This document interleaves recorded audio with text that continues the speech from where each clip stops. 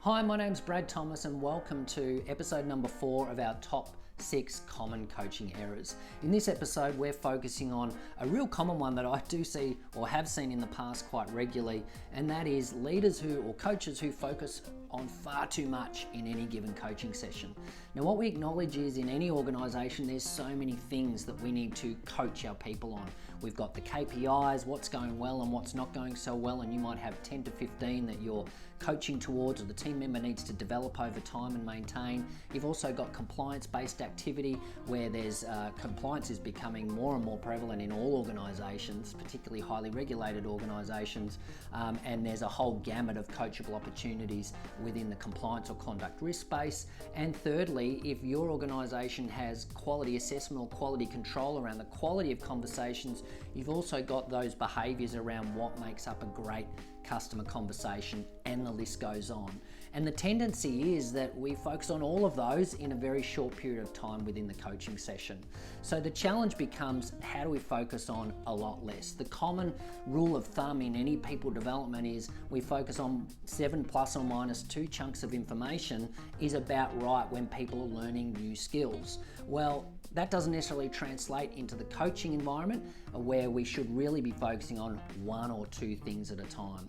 In absence of that, we've got team members walking away with 45 opportunities and really not knowing what's the number one focus for me within that coaching time frame. Number 2 is staff engagement. If I'm not really sure on what I need to work on and what's the priority, staff engagement can drop, and indeed nothing changes at all between your coaching sessions, and I'm sure we've all experienced that, where between coaching sessions simply nothing changes. I know I certainly have.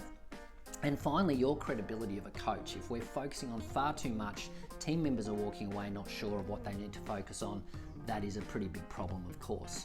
So what are 4 key common steps that we could cover to help us home in on those 1 or 2 behaviours that really matter? Well, number 1 is make sure you make a list of how the team member's going with their current KPIs. And we can do that in YakTrak or any other system that you might be using. What are their current KPIs and how are they tracking against those? The next step logically is to pick one key KPI or outcome that you really need the team member to improve. Could be average handling time, NPS, whatever that might be.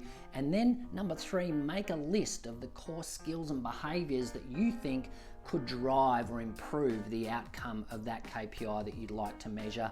And then of course, over a period of time, we track, measure and coach between now and the next coaching session. We do some observation and we're looking for 2 things. Number 1 is, are they using the skill consistently? And number 2 is, are they using the skill correctly? And that drives your feedback and observation and coaching over the next week or so. We keep doing that until they're consistent. Let's have a look at what that looks like in YakTrak as an example. Okay, so here we have a coaching plan for Adrian Smith created in YakTrak.